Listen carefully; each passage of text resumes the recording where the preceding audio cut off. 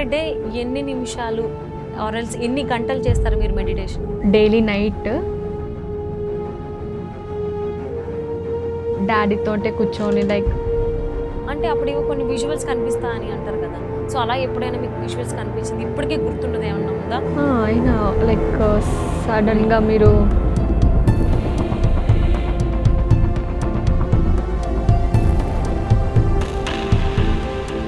ఇట్లా బయటికి ఇట్లా సడన్గా వచ్చేసి బయటికి వెళ్ళి ఇక్కడనే ఉంటాం కానీ మనం ఎక్కడెక్కడో ఉన్నట్టు కనిపిస్తాం. ఆశ్చర్యంగా ఫీల్ అయినటువంటి అంటే సర్ప్రైజ్ అయినటువంటి విజువల్స్ కానీ అలా ఏమైనా ఎక్స్పీరియన్స్ అయ్యారా మెడిటేషన్ చేస్తున్న సమయంలో? నాకు అనిపిస్తుంది ఇక్కడ ఉన్నాను అక్కడ ఉన్నాను ఏం చేస్తున్నా, ఇక్కడ ఉన్నది మెడిటేషన్ చేస్తున్నా, అక్కడికి ఎలా వచ్చా ఇక్కడికి ఎలా. ఒక్కసారి లాంగెస్ట్ మెడిటేషన్ చేసేటప్పుడు నీ బాడీ అసలు నువ్వు లైక్ ఆ సోల్ ఉందా లేదా, బాడీ ఒక దగ్గర సోల్ ఒక దగ్గర, ఆ సోల్ ఎక్కడికో పోయినట్టు ఏదో తెలుసుకోవాలని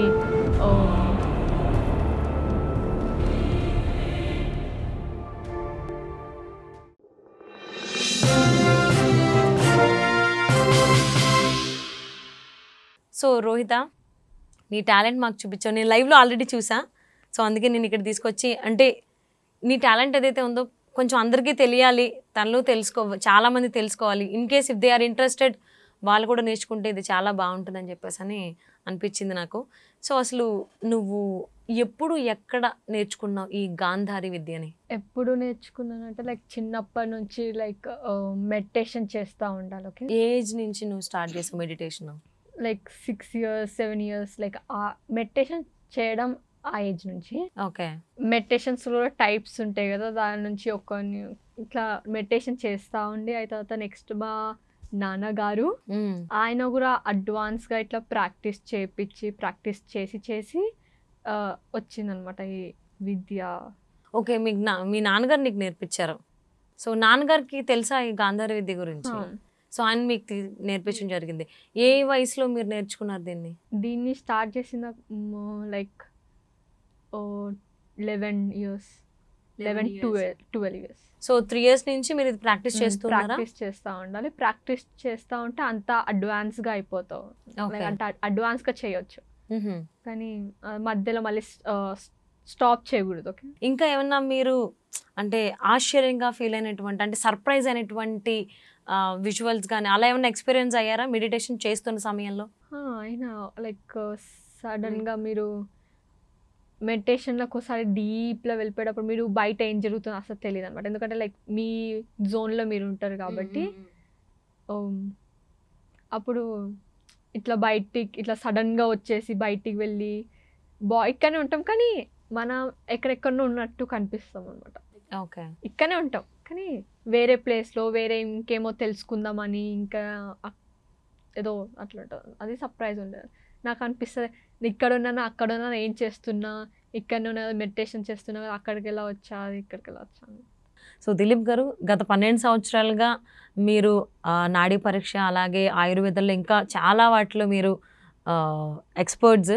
సో అసలు ఈ గాంధారి విద్య గురించి మీకు ఎప్పుడు ఎలా ఏ విధంగా తెలిసింది? అయితే ఈ గాంధారి విద్య అనేది మహాభారతం నుంచి ఉన్న విద్య. ఇప్పుడు కొత్తగా ఇంట్రడక్షన్ అవసరం లేదు. కాకపోతే మహాభారతం జరిగిందా లేదా అనే వాళ్ళకి చాలా డౌట్లు ఉన్నాయి.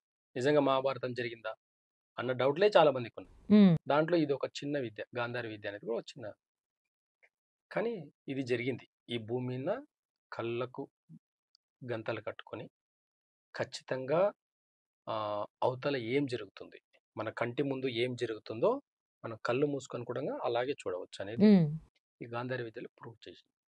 ఇది చాలా బ్రెయిన్కి సంబంధించి ఒక ఆల్ఫా స్టేజ్ నుంచి వచ్చే వేవ్స్ అనమాట. ఇవన్నీ కూడా ఒక పాజిటివ్ వేవ్స్. ఇవన్నీ కూడా అందరికీ ఉంటుంది ఇది, కానీ దాన్ని తెలుసుకోకపోవడమే అజ్ఞానం. అజ్ఞానం అంటే తెలుసుకోకపోవడమే. జ్ఞానంతో కావాలనుకుంటే తెలుసుకోవచ్చు. ఎవరికైనా ఇప్పుడు చాలా మందికి ఇప్పుడు అన్నారు మీరు నెగిటివ్ కామెంట్స్ ఉన్నాయి అని చెప్పేసి. అవును, నెగిటివ్ కామెంట్స్ వాళ్ళందరినీ ఒకరోజు తీసుకొని వచ్చి కూర్చోబెడితే వాళ్ళ అంటే పెద్దవాళ్ళు ఉండొచ్చు, వాళ్ళకి అవేర్నెస్ లేకపోవచ్చు. చాలా మందికి అవేర్నెస్ లేకపోవడం వల్లనే కామెంట్స్ పెడతారు. అవేర్నెస్ ఉండే వాళ్ళు పాజిటివ్గా పెడతారు, అవేర్నెస్ లేని వాళ్ళు నెగిటివ్గా పెడతారు. అసలు చాలా మందికి గాంధారి అనే వాళ్ళు ఉన్నారా అనేది కూడా తెలియదు.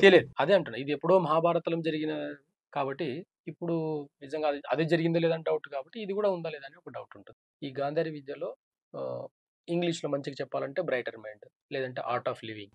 అంటే ఇది ఒక ఆర్ట్. ఇది అంటే అలా ఇంగ్లీష్ పదాలు వాడితే వాళ్ళకి హ్యాపీ అది అనిపించేదేమో. అది మంచిగా అనిపిస్తుంది.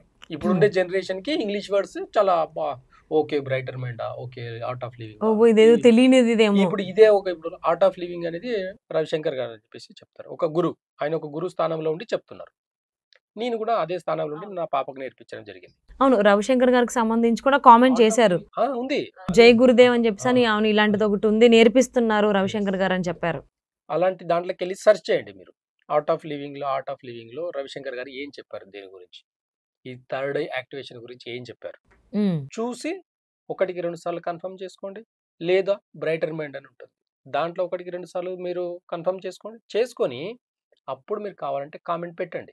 అంటే ఈ గాంధారి విద్యని ఇంగ్లీష్ లో మనం బ్రైటర్ మైండ్ అని చెప్పి అనుకోవాలి.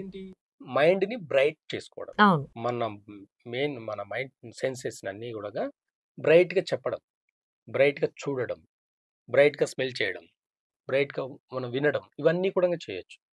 ఒక పిన్ డ్రాప్స్ అంటే కళ్ళు మూసుకుంటే ఒక పిన్ డ్రాప్ దగ్గర ఏం పడిందని కూడా చూసుకొని మనం కళ్ళు గంతలు కట్టుకొని చెప్పొచ్చు. ఇవన్నీ కూడా 5 సెన్సెస్ ద్వారా, అన్ని సెన్సెస్ ద్వారా కూడా దీన్ని చెప్పడం జరుగుతుంది.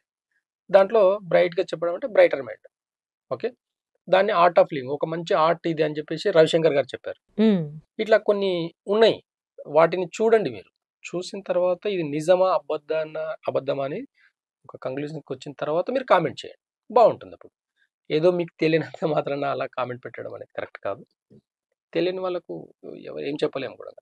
ఇప్పుడు ప్రజెంట్ ఉన్న సిచ్యువేషన్లో సొసైటీలో ఫేక్గా ఉండే వాళ్ళు చాలామంది ఎక్కువైపోవడం వల్ల నిజాన్ని కూడా నమ్మడానికి ఆలోచిస్తున్నారు జనాలు, చెప్పాలి అని అంటే.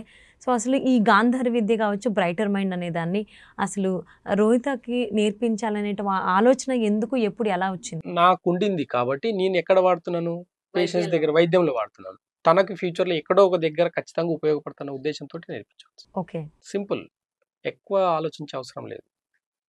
ప్రతిదీ ఇప్పుడు ఇన్ఫర్మేషన్ కావాలంటే గూగుల్. ఇప్పుడు మీరు చెప్పిన ఆర్ట్ ఆఫ్ లివింగ్ ఇది బ్రైటర్ మైండ్ కావాలంటే కూడా గూగులే కొట్టాల్సిందే. వాళ్ళకి గూగుల్ అవసరం లేదు, వాళ్ళకి గూగుల్ వేరేది, వాళ్ళ పెద్ద గూగుల్ ఉంటుంది. అంటే గూగుల్ కి బ్యాక్గ్రౌండ్ లో కూడా ఒక మనిషి ఇంటెన్షన్ పెట్టి టైప్ చేసి, ఆలోచన చేసి టైప్ చేసి దాంట్లో కంటెంట్ పెట్టాల్సి వస్తుంది. కానీ వీళ్ళ ఇంటెన్షన్ చాలా పవర్ఫుల్ గా ఉంటుంది, వీళ్ళ ఆలోచన విధానం అనేది చాలా పవర్ఫుల్ గా, అంటే ఇంకా నెక్స్ట్ ఏం జరుగుతుంది అనేది కూడా చెప్పే కెపాసిటీ వీళ్ళకి ఉంటుంది. అలా అన్నమాట. కాబట్టి అలాంటి ఫ్యూచర్లో ఎక్కడో ఒక దగ్గర ఉపయోగపడతాయి. వాళ్ళ నాలెడ్జ్ గెయిన్ అవుతుంది. ఎవరు ఇంకొకరి నాలెడ్జ్ ని కాపీరైట్ చేయాలంటే వీళ్ళకి ఇష్టం ఉండదు. వాళ్ళ ఓన్ నాలెడ్జ్ ఉంటుంది, వాళ్ళ ఓన్ టెక్నిక్స్ ఉంటాయి, వాళ్ళ ఓన్ ఐడియాలజీ నుండి పైకి రావాలనుకుంటారు. అందుకని నేర్పియాల్సి వచ్చింది.